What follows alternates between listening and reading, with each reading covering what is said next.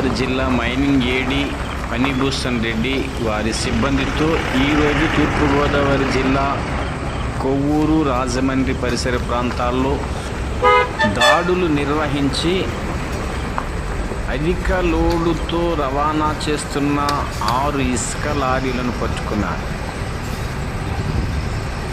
అధిక లోడు తీసుకుని వెళ్ళడం వలన ఇసుక రోడ్లపై కారిపోయి ప్రయాణికులకు ప్రాణ సంకటంగా మారుతున్నది.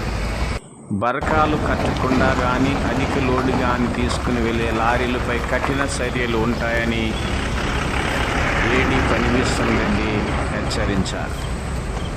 ఒక లారీని కొవ్వూరు పోలీసులకు, 5 లారీలను రంగంపేట పోలీసులకు అప్పగించారు.